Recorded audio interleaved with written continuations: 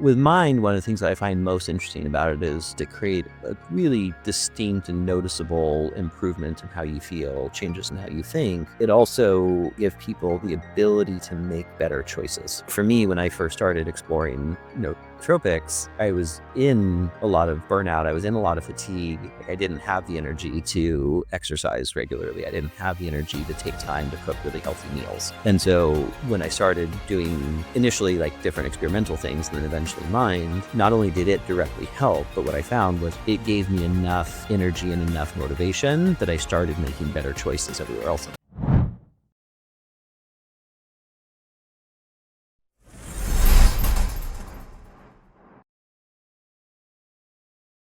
Healing doesn't happen in isolation. It happens when you understand the body as an interconnected system, not a collection of parts. My guest on today's show is James Schmachtenberger, co-founder and CEO of Qualia Life. He applies complex system science to human health, building products designed to support the body at a foundational level. His path into this work began with severe adrenal failure in his early 20s. An experimental NAD therapy didn't just restore his health, it expanded his empathy, focus, and cognitive capacity in ways he hadn't experienced before. In our conversation, we explore why high-dose periodic supplementation works differently than daily dosing.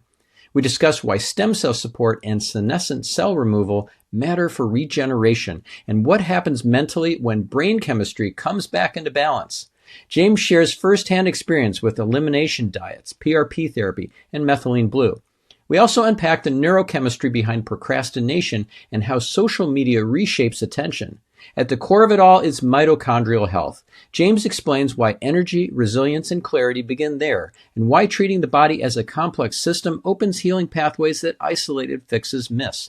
This episode will change how you think about supplements, cellular health, and what's possible when the body gets the right support. So without any further ado, on with the show. James, it's so great to have you on the show. Thanks for coming. Yeah, thank you so much for having me on. So I would love to start with a little bit of your superhero origin story. How did you end up kind of solving the world's problems through supplements? I will attempt a concise version of that. There were a lot of factors that went into it. Most of my life has been focused on and kind of devoted to understanding the human experience and looking to elevate it in, the realms of cutting edge medicine, psychology, etc. But I think specifically the thing that was kind of the main catalyst that brought me into doing Qualia was in my early 20s. I was running a company that was much bigger and more complicated than I had the skill set for. And as a result, I went into a very severe degree of burnout, actually went into adrenal failure, and had to start my own kind of healing journey and figuring out what would make a difference. And in that process, there was a bunch of things I worked with, but there was one particular kind of experimental therapy I did that really showed me what was possible with the right types of science. I ended up going down to this clinic in Mexico, and I did 3 days of this IV therapy for like 9 hours a day. And it was like a complete night and day, like life altering type of an experience. Most things are kind of subtle and gradual, and this was not.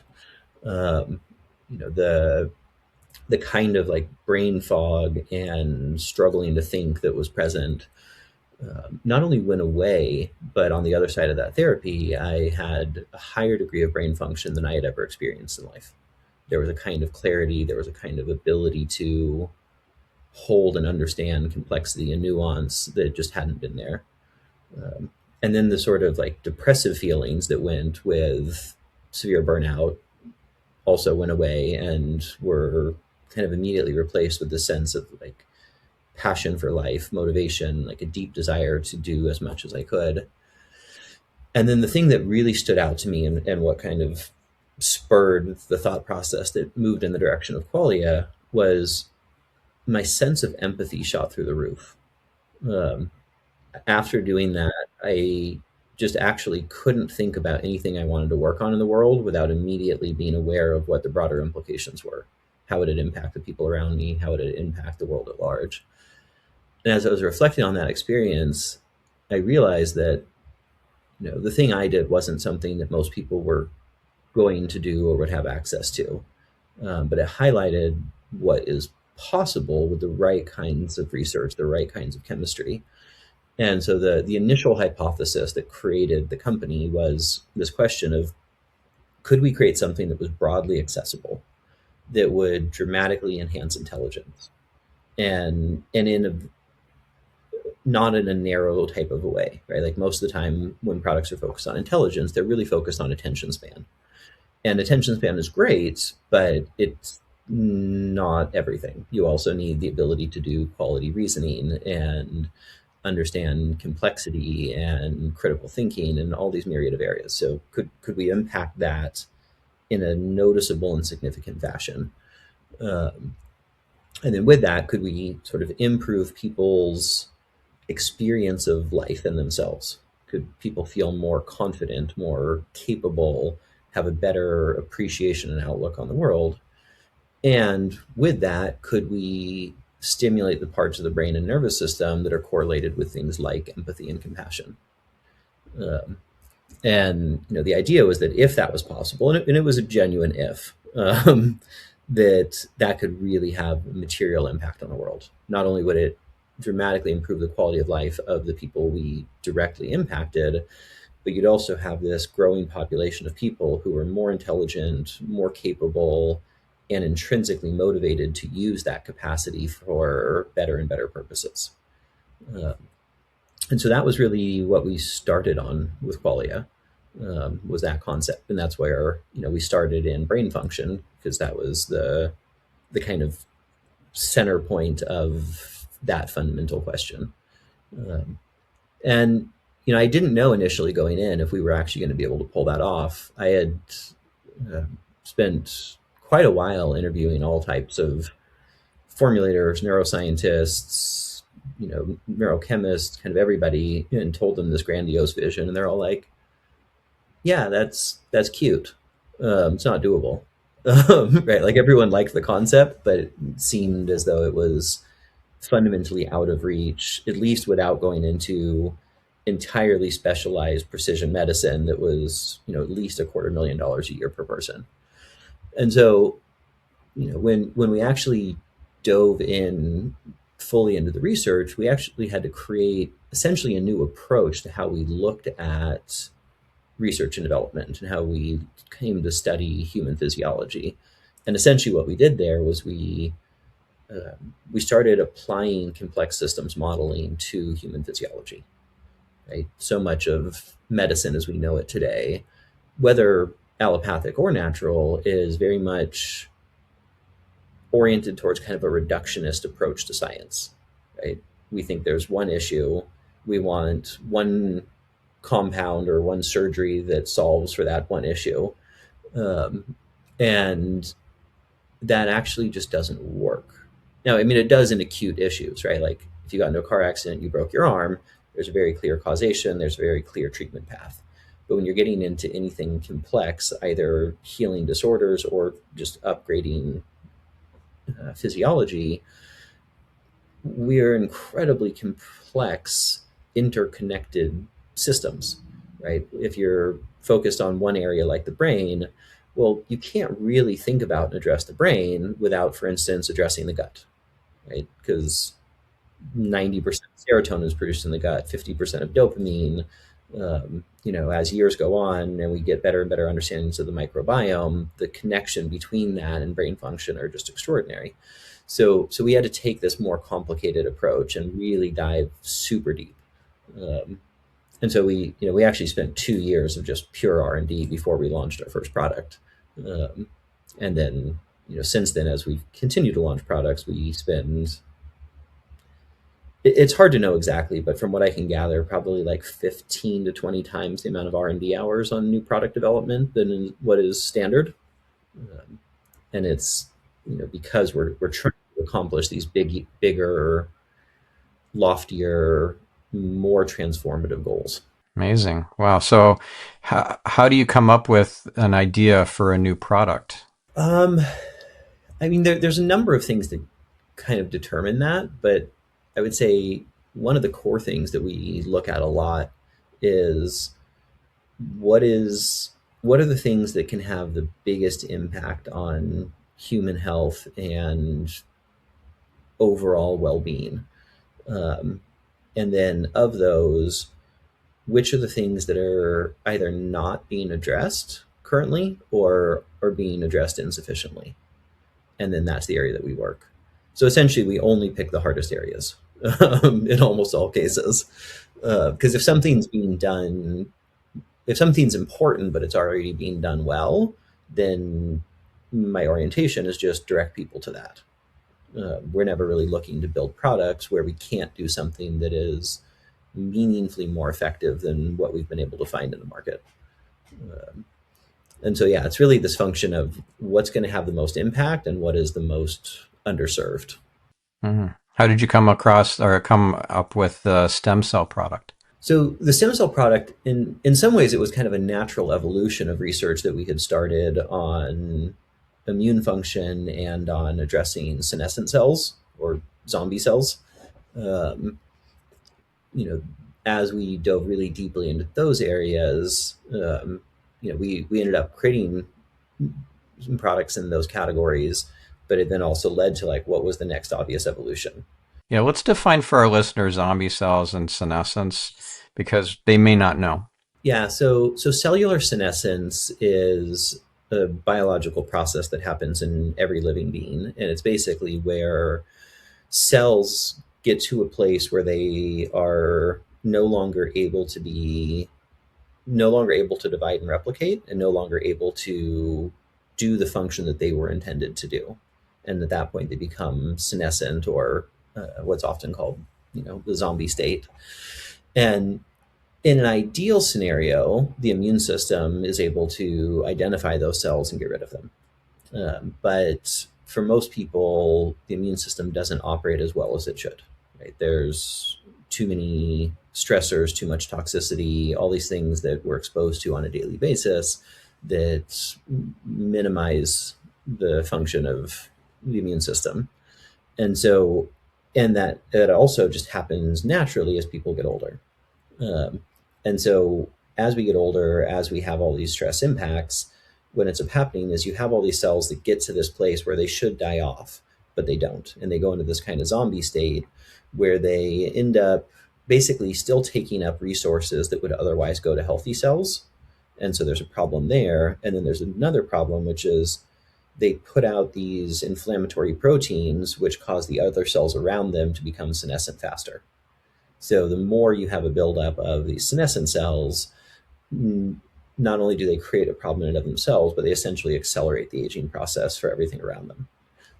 And so that was actually an area that we dove into before we got into stem cell research. Was how do we understand the cellular life cycle? How do we understand what mechanisms are at play, and what can be done to help the body to dramatically reduce the amount of senescent cells, both kill them off and help kind of detox them out of the body.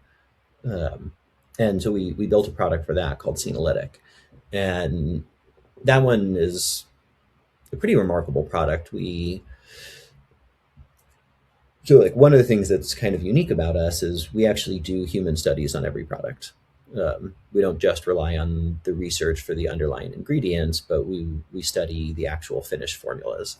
Um, and with the Senolytic product, we did we did a few different studies, but kind of the biggest one that we did was focused on joint health.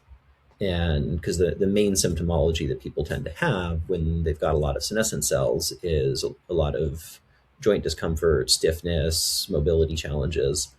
And so even though it's not a joint product, that was the structure of the study. And we had people do basically 3 cycles of the product. And we saw on average a 68% decrease in joint discomfort and a 51% decrease in joint stiffness, which was huge. Um, and even though that was only testing one area, it kind of speaks to the the potential and the probability of what its effects are in a whole bunch of other areas that we haven't had a chance to study as fully yet. Um, Yeah, so that's kind of cellular senescence. Do you think that can improve somebody who's perhaps having sciatica pain? Like that can be quite debilitating for folks. I would tend to think so. It's not something that we've researched specifically, um, but and I'd actually have to go back and look at the data. I think there were a couple of people that were in the study that had sciatica, and I just don't remember specifically what their commentary was. But yeah, there's definitely reason to believe that it would have an impact there. I mean, in essence, that's going to have an impact in virtually everything, right? Because these senescent cells are not localized to one area. They do tend to pool a little bit more in joint tissue than others, but they're happening throughout every tissue type in the entire body and essentially diminishing the body's natural regenerative properties. Um, so as you start to get rid of them, and the body then has more resources to create new healthy cells to um, do various kind of healing and regenerative processes, everything is going to work at a better level. A lot of our work in the last few years really focused on cellular wellness because it's so fundamental. Right. So one thing I've noticed about this product is that it only has enough supply for 4 days. You take six capsules per day for 4 days, and I'm curious how long is someone meant to stay on this product before they start feeling some of the impact from it? What's typical that you've found? So, yeah, so the senolytic product and the stem cell product are both what are called periodic dosing. So rather than something that you take every day, you take really high doses of the active ingredients for a short period. For senolytic, it's actually only 2 days a month. For stem cell, it's 4 days a month. And some of our other products are more traditional, but really we just kind of follow what the fundamental science says. And in both of these cases, there's a lot of evidence that high dose periodic dosing is far more effective. Um, and the other just natural benefit is it's easier for people. Some people, it's hard to remember to take supplements every day, whereas a kind of structured regimen that's only a few days is usually pretty easy to pull off. So as a result, people do tend to stick with it more and then get more total benefit. Um, yeah, I mean, with the stem cell formula, that one's newer, so we haven't done as many studies as we have on some products, but we did do. Well, we've done two studies so far. The larger one was basically looking at age-related symptomology. And with that, we actually only had people do one cycle, so 4 days of the product. And in 4 days, 41% of the participants noticed improvements in one or, in many cases, multiple areas of age-related symptoms. So, better energy, better recovery, post exercise, um, less stiffness, all the things in that realm. Um, and that was literally off of 4 days. Um, we are preparing another study right now that's going to be quite a bit longer. Um, but yeah, essentially half of the people had like noticeable impact after a single cycle. Um, and, you know, very likely almost everyone had things happening that were happening at a cellular level, that just maybe weren't fully noticeable. I mean, as you know, most supplements you don't feel for weeks or months.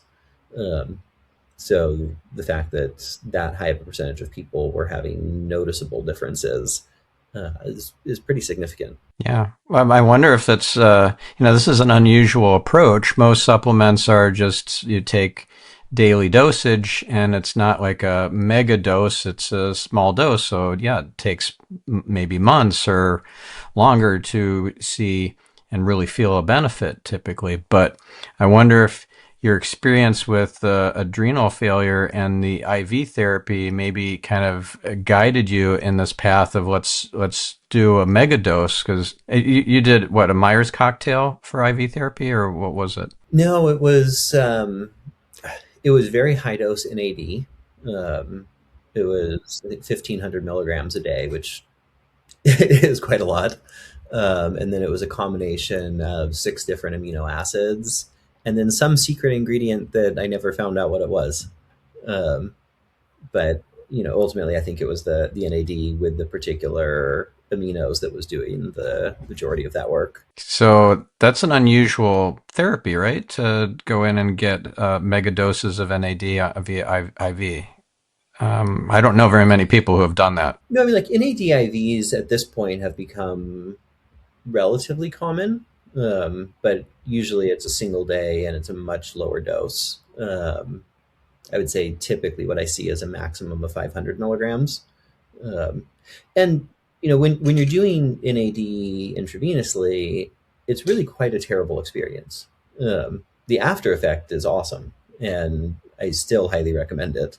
But while you're on it, you tend to be in a fair amount of pain. You're kind of going through nausea, chest tightness. Like it's relatively miserable, and especially when you start getting into those really high doses, then you're just talking about like 9 hours of quite an unpleasant experience. Um, Now I would still do it again because the results were so substantial.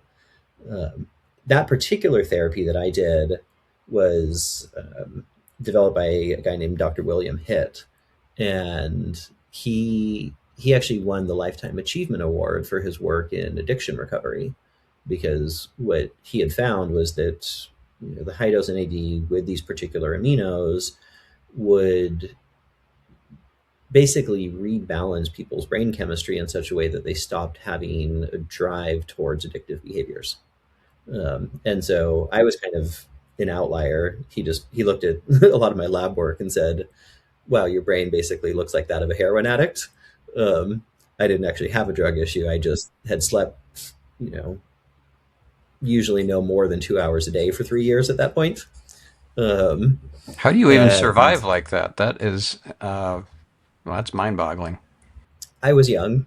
I started that at 18, and then I basically hit burnout at 21. So there is a different kind of resilience at that age.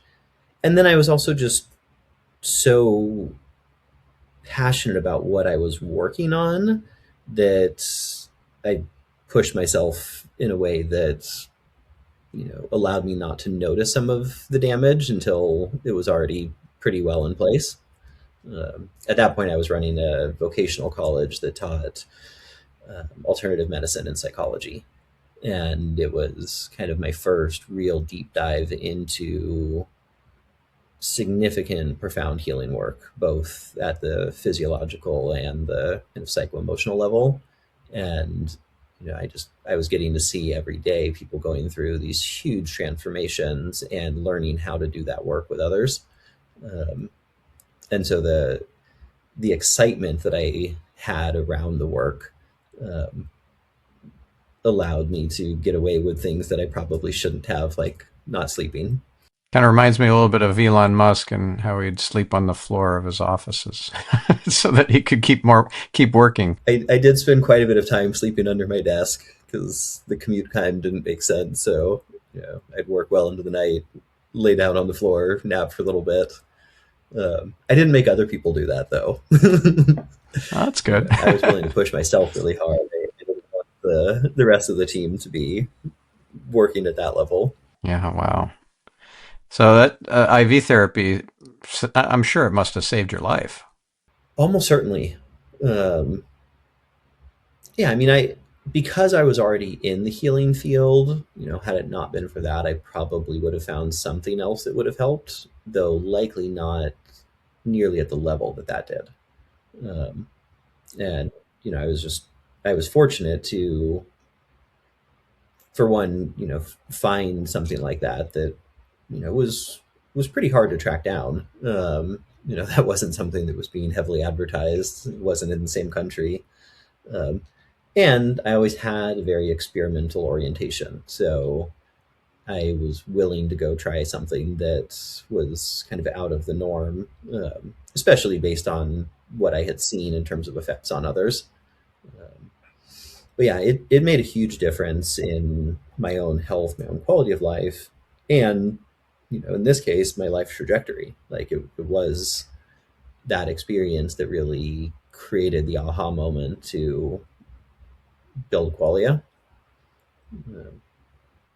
And yeah, it was one of a series of things in life that showed me that there's so much more possible in terms of healing, in terms of health optimization than what almost anyone is aware of.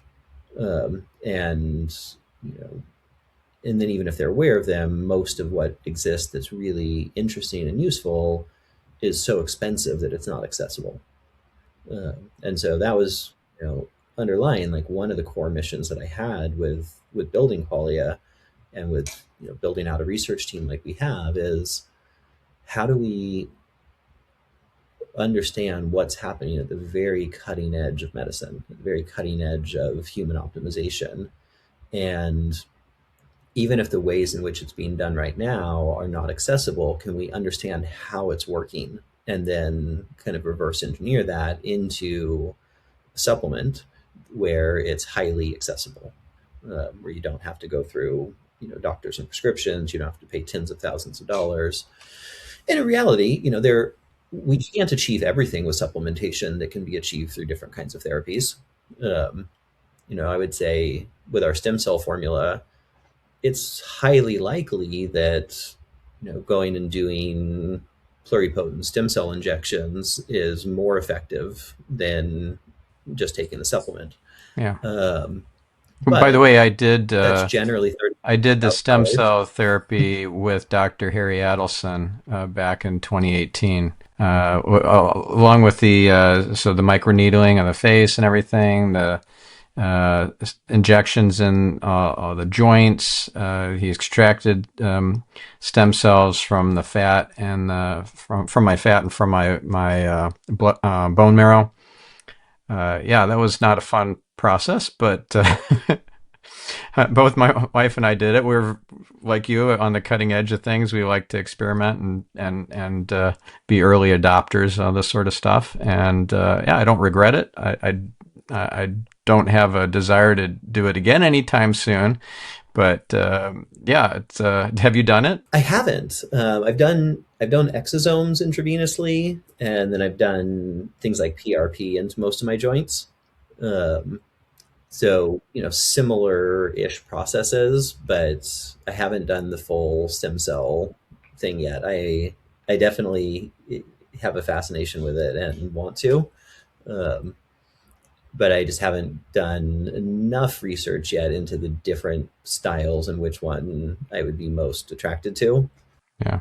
For a listener who's not familiar with PRP and exosomes, could you briefly explain those? Yeah, so an exosome is basically a part of a stem cell. So it's very much in line with traditional stem cell therapy.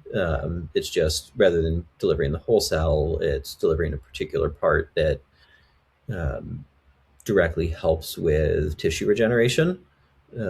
And because of what it takes to produce them, it's less expensive and more readily available than full stem cell therapies. Yeah, and this doesn't come from you. This comes from like placentas or from cord blood, or where do the exosomes get harvested from? I mean, in theory, you could, in the same way you do stem cells, you could do that derived from your own fat or bone marrow, but that's not typical. I think in most cases, at least in the ones I've looked into, the starting material was umbilical blood.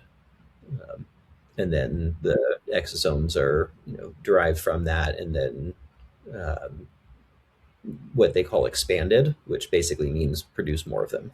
And then that either goes intravenously or into specific tissues.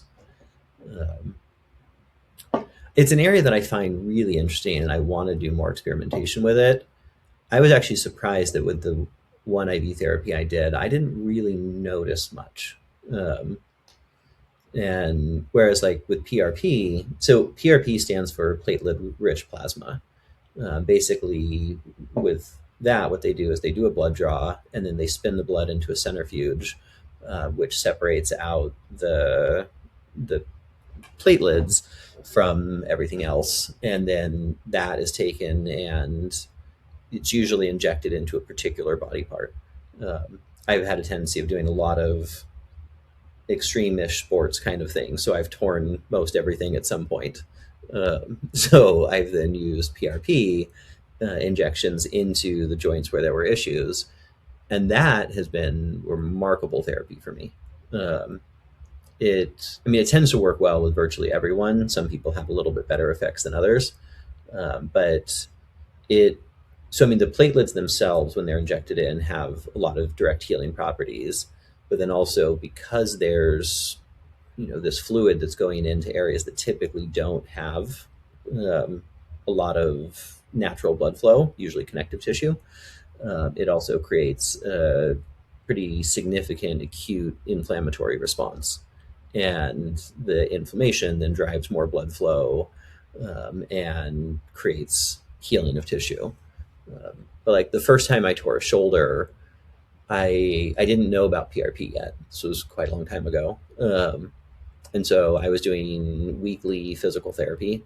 I was doing a body work technique called ART, active release technique, which is effective but wildly painful. And there's a few other things I was doing, some supplementation, and I would say in 9 months it got like 10% better, but I was still continuously in pain and had very limited function. At that point, I got PRP injections, and in 6 weeks, I was back to about 90%.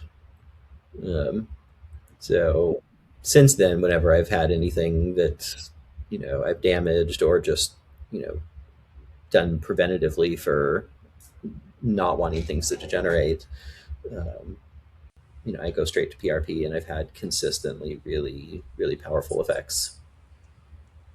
That's awesome. And that's not a painless or inexpensive therapy, but it is a lot more accessible than something like stem cells. Right. That can be what, a PRP might, couple $1,000s maybe? yeah, I mean, usually depending on which joint you're doing, which doctor, anywhere from like 800 to about 2,000 is kind of what I see most of the time. Um, so, like I said, not inexpensive, but it's also not $50,000 like it usually is for doing a whole body stem cell treatment. Um, so, that's a therapy that I direct a lot of people to. Yeah, I went to Docere Clinics, which is Dr. Harry Adelson. That's Dave Asprey's stem cell doc. He is very good. I've had him on this Mhm. podcast too. He's amazing. Well, you're quite the biohacker. Like, what is the most outrageous thing that you have done? That what would be something that would be maybe surprising, even more so to our listener, that you've done from a kind of biohacking or perhaps neurohacking standpoint? I've done a lot of stuff. And I was just telling somebody recently about doing methylene blue IV therapy, and apparently that one seemed very surprising. Um, Methylene blue is if you guys aren't familiar, it's a pharmaceutical medication, but it's only used in very narrow use cases in standard medicine. It's used for cyanide poisoning. It's used for a couple of conditions that create very low blood oxygen. But in kind of the more longevity biohacking arena, it's used very broadly because it's one of the most powerful mitochondrial enhancers that exists, um, and has a number of other effects. It does good things for cognitive function, but its core is really mitochondrial health. Um, and so yeah, I've done that orally for a long time, particularly in conjunction with red light therapy because they have a very clear synergy. But I've now done, I think, 2 IVs of it, um, and I felt great afterwards. I was actually surprised the first time I did it because I had done it orally quite a bit and never really felt anything weird. I felt more energy. When I did the first IV, I actually got quite high. Um, like it felt almost like I was on mushrooms or something. I was sitting there and everything kind of got soft and wavy and a little bit melty. Um, And so, I just laid down and kind of enjoyed it. And that passed in about 10-15 minutes. Um, but I had not expected that. Um, yeah, I guess that one, by a lot of standards, is a little bit out there. Yeah. I just happened across a study that about methylene blue and how brains get colored blue, like dyed blue by repeated intake of that substance. Have you heard about that? I did see something about that. And what I did, I don't remember reading it in detail, but the question that came up for me was that a lasting effect or was that short term in nature? Because it is a very vibrant blue and it does dye all kinds of things. Um, but usually, in most cases, that then goes away fairly quickly once the body's kind of used it up and processed it. And so I didn't know with that if it was just kind of that happened for a few days or if that was long term. So this study I was mean, one of the things that's common. the study is actually of people who died and autopsies were done. The study was published. I'm just looking at it right now. The journal is Forensic Science, Medicine, and Pathology. The study is 50 Shades of Green and Blue Autopsy Findings After Administration of Xenobiotics. So this is pretty wild. Disturbing, actually, seeing the pictures of the brains that were dissected, and the blue goes right through all the white matter and gray matter. It's just yeah, pretty extreme. So, anyways, I just wanted to throw that out there. I don't know if you're continuing to take methylene blue, but maybe look at that study. Yeah, I should go back and read that in full because I think I just kind of glanced at the abstract when it came out. So be curious. Methylene blue is a somewhat controversial thing. Like, I would say most people in the longevity space, most naturopathic doctors are a fan. Um, and there is prospectively some risks with it that are, you know, from what I've seen, a lot of them seem to be overblown, but there's also just not adequate research there yet. Um, so it's something that I think is interesting to explore, but do some research, do it cautiously, and with a practitioner who knows how to kind of guide that process. So, talking about the brain, let's move on to the mind and how Qualia Mind. I was reading about it, and it can reduce procrastination.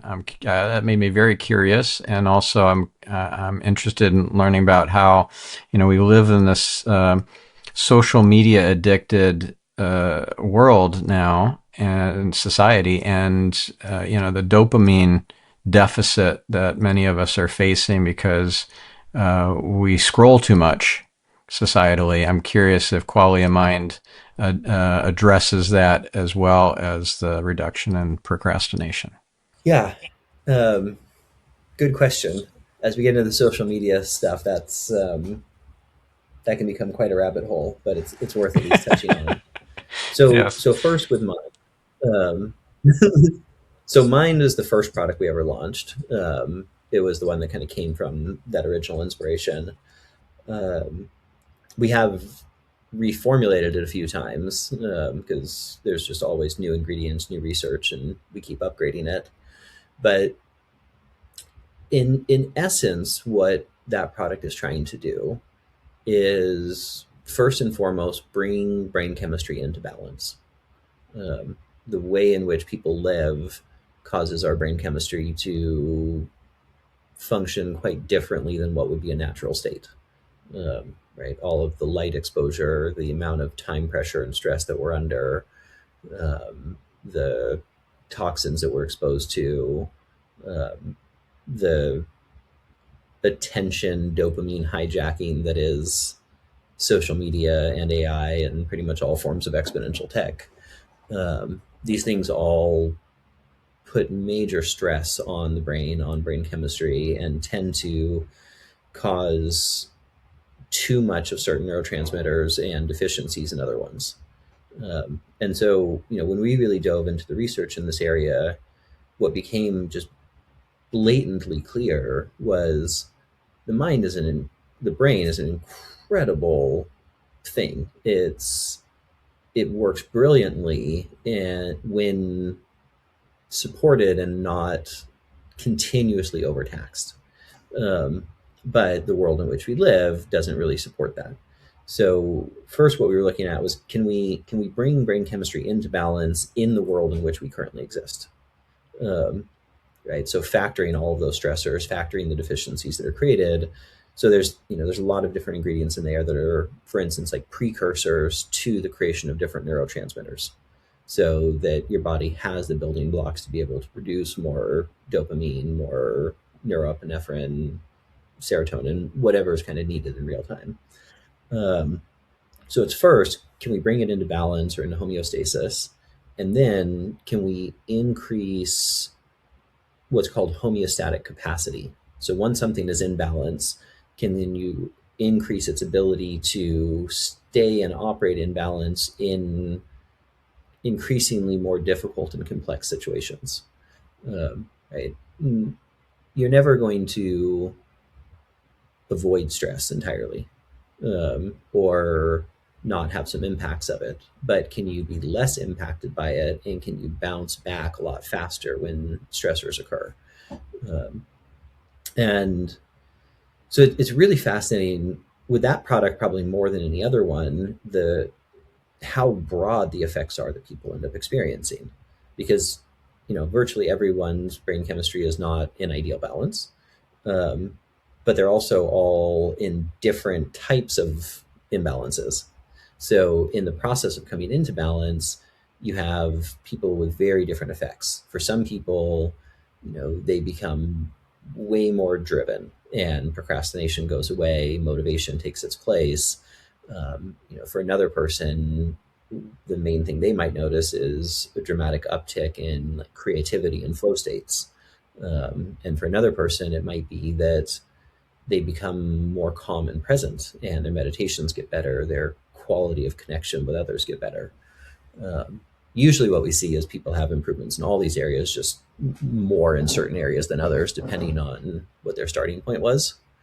Um, but yeah, that's in essence, that's what we're trying to accomplish with that product. And then when you introduce things like social media, it just becomes more and more crucial, because the negative effects of doom scrolling are at this point very well documented and ridiculously problematic. Um, we lose the ability to hold attention. Everything is delivered in 30-second bites, and anything that you do in repetition tells your brain that that's the important thing to do. And so it starts to essentially rewire to be able to do that thing more and more efficiently. So the more that we're on social media scrolling a bunch of 30-second clips, the more that our entire brain and physiology adapts to that being the thing that is important to do. And if that's what's important to do, then something like listening to a long form podcast or reading a book or having a deep, nuanced conversation becomes less interesting and harder.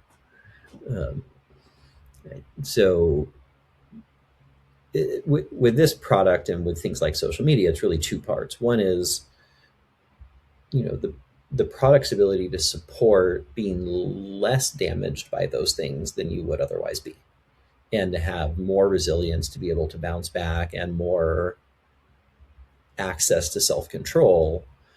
But then there's the whole other side, which is controlling our inputs and being aware of the effect that everything has. Like where we put the majority of our attention is going to materially change how we feel, what we're capable of, what we're interested in. Um, so there's really nothing that I'm aware of that can completely offset the side effects of 2 hours a day of doom scrolling. Um, you do have to be able to make the choice to do progressively less and less of that kind of thing. Um, and something like Mind can help minimize the detriment and can give you more of a sense of willpower to make those different choices. It's actually one of the things that I find most interesting. Mm-hmm. What are your routines? And Oh, is it?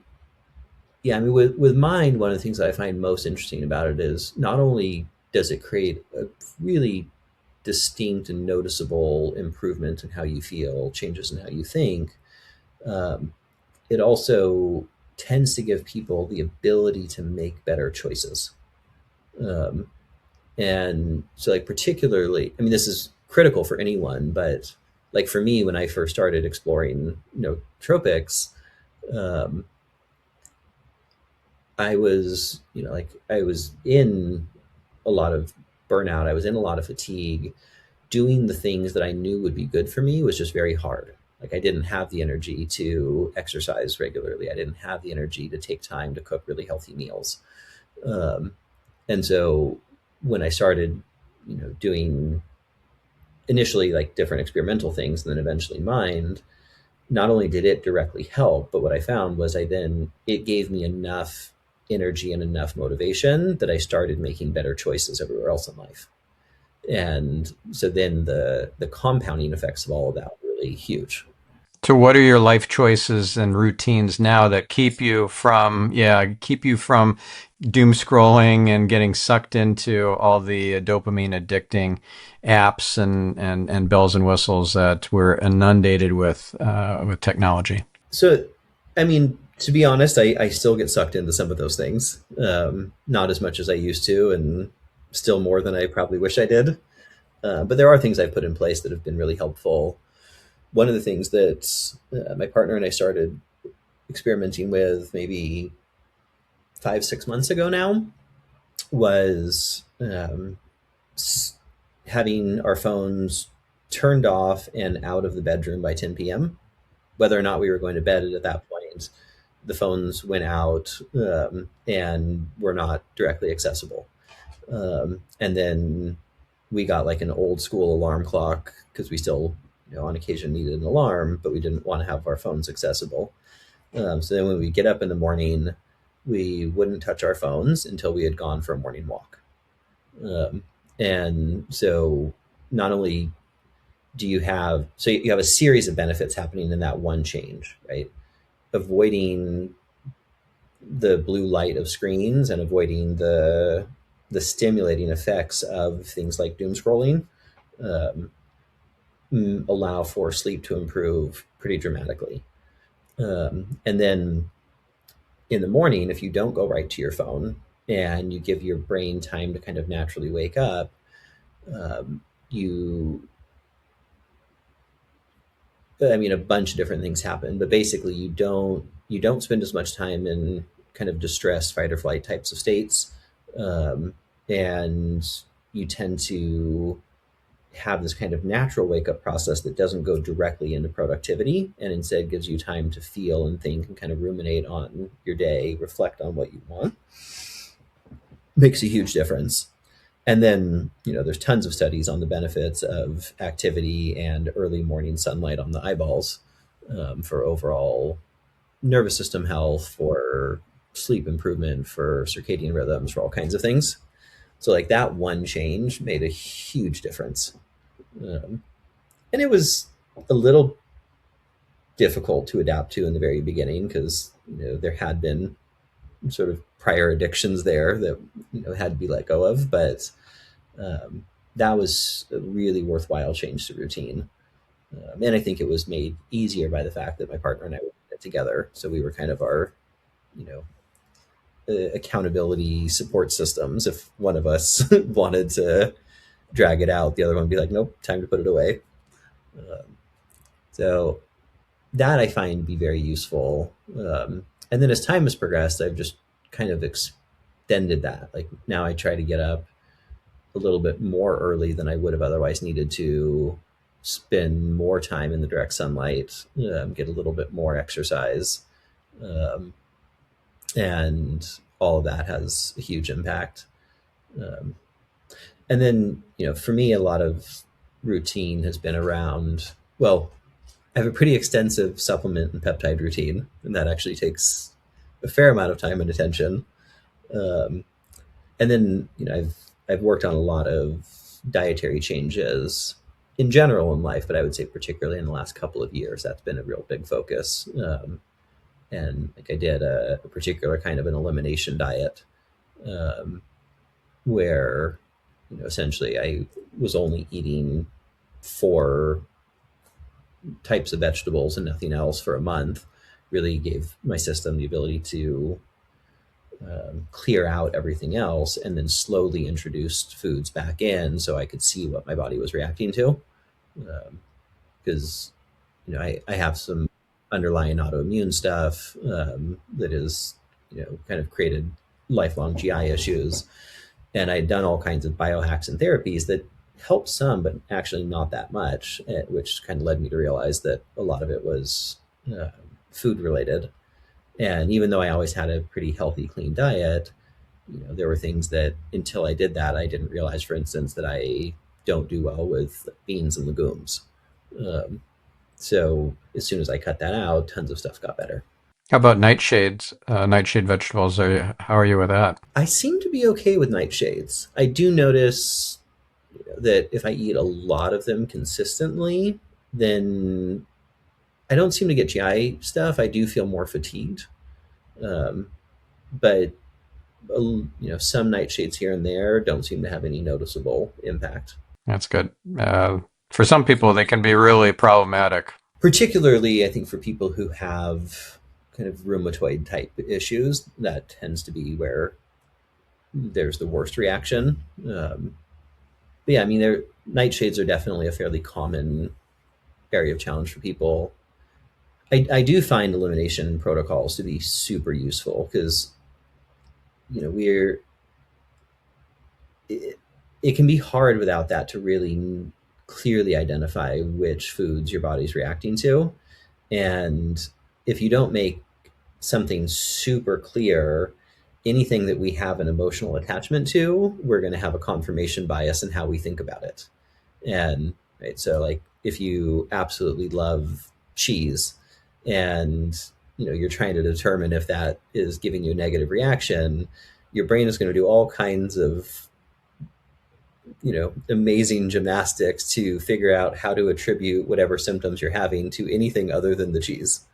um, and especially if you're just kind of reducing it for a little bit but not getting rid of it, like it it's harder to really know when you've completely cut something out for at least a month, so it's like fully out of your system, and then you introduce one thing back in at a time.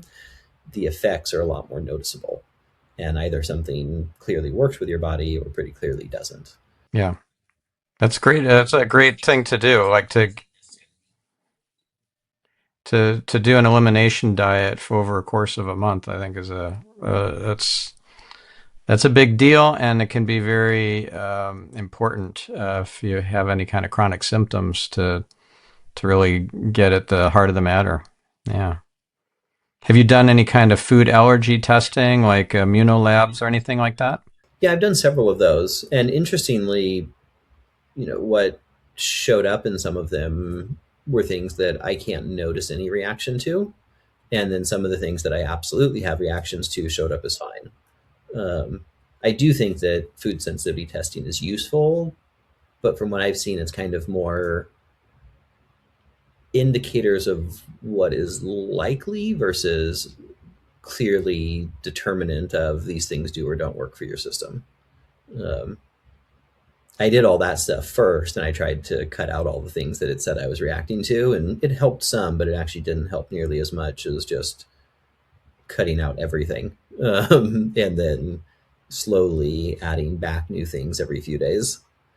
Um, and in my case, it was a pretty stark difference because, like, I didn't just do a standard elimination diet where you just go to like a few simple things, but I did what's called Beeler's broth. It's a it's basically a green soup. It's zucchini, green beans, celery, and parsley. You chop them up, cook them in hot water for a while, and then blend it into a green mush. Um, it, Especially if you put a little bit of salt or garlic in, it's actually reasonably tasty. Um, but that that's such a specific and kind of narrow thing that you're not really running the risk of getting little bits of exposure to stuff unconsciously. But it's also, very easy on the body to digest. Kind of gives your digestive system a significant break. Has strong anti-inflammatory properties. I mean, honestly, after like a week on Bueller's broth, I felt like Superman. And then by the end of a month, so many things felt better. Um, Now, by the end of a month, I was a painful kind of bored. I so badly wanted to chew something and have some flavor other than green soup. But the positive effects were so much that it was actually fairly easy to navigate that. Um, but then after a month of that, then I started slowly adding things back in, and it became pretty clear what reactions were there. Um, and kind of all of the GI related stuff that I was having significantly has gotten dramatically better since doing the Bueller's broth, followed by keeping stuff out of my diet that wasn't working.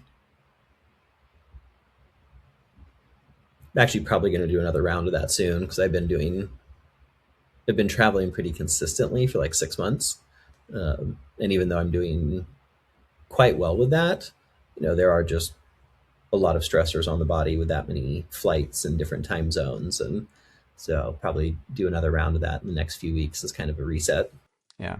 So thank you for amazing interview. I have one last question, which might seem a little bit out of I don't know left field, but I was inspired to ask this because I was researching the history of your company and history of just your entrepreneurialism and everything. And I know your brother Daniel is important part of your life, and you guys have been business partners and so forth. So I wanted to come up with just a really out there sort of question you probably were never asked before on a podcast interview.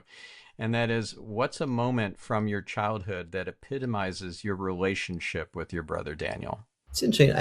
There's not a specific moment that feels like it readily comes to mind. Um, you know, I Yeah, I mean, there's so many moments that kind of each touch into different parts of our relationship. But what I will say is I'm wildly blessed in that regard. I would say I won the sibling lottery. Um, my brother, for those, yeah, we have a really unique and special relationship. And growing up, there was obviously competition, and we beat the crap out of each other, and the things that young boys tend to do. Um, but there's always been a really deep respect between us, and kind of admiration for how each other show up in the world and what our unique capacities are. Um, there are a number of things that are very similar between the two of us. Largely, I would say, in what we value and what drives us. But then our kinds of intelligence and our skill sets are very different.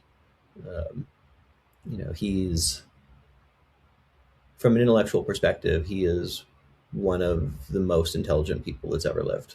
Um, and that might sound like a grandiose statement, but go watch one or two of his podcasts. You'll understand. Um, and I could never do the kinds of complex cognitive modeling and problem solving that he does. Um, but then my intelligence and capacity tends to come in largely in human dynamics. Um, I love people. I love human dynamics. I've always been fascinated by them, and have gotten developed skills over time, and being able to really understand people at a deep level. What's motivating them? What are the things that they care about that they're not talking about? And then I've always had a competency around being able to make things happen in kind of tangible reality. Like with Qualia, I absolutely couldn't have started this without my brother, because I just simply don't have a strong enough science background to accomplish the things that we've been able to do. Um, at this point, we have a whole team of researchers that were amazing. And, they had to be like, my brother had to find them and then help train them on the kind of scientific model that had been created.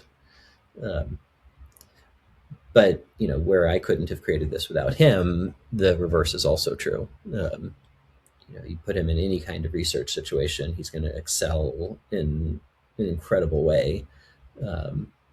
But he hasn't had the same underlying tendency or orientation to take things and build them. And a lot of what I've devoted my life to has been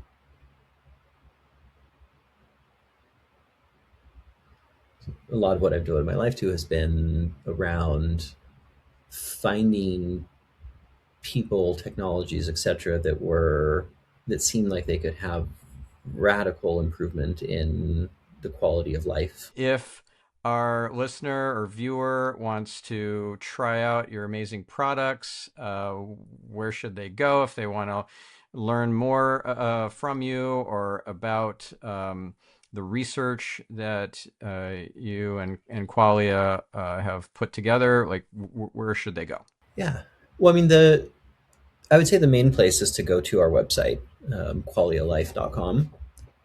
All the products that we make are accessible on there. All the studies that we've done are published on there, as well as like pretty much as deep as people would want to go in terms of understanding the nature of our research, how we approach it. We have a lot of content that is accessible to most everybody, and then we have content that, if you really want to do a science deep dive, is also available. And lots of articles, podcast episodes. So I would say that's kind of the main place. As far as products, in addition to being on our website, they are now available in Sprouts and GNC nationally, Amazon, but yeah, mostly go to qualialife.com. Yep. And you guys have generously provided a coupon code, Stephan Spencer, which it's all one word you can put in to get a discount. So thank you for that. Absolutely. All right. And if they want to follow you on a particular social platform, where are you most active? I'm not super active on social, but I would say probably more on Instagram than anywhere else currently. So that's just at James Schmachtenberger. All right. Okay, awesome. Well, thank you. My team keeps encouraging me to be more active on there, so that might happen. Okay. Yeah, just don't get sucked in to any doom scrolling rabbit holes. Awesome. Well, thank you, James. This was just a delightful interview. You've shared such amazing advice, recommendations. It's not medical advice. See your doctor. Consult your doctor. All disclaimers apply. And you shared from your heart. You shared with vulnerability, and that's really it's really beautiful. So thank you for that.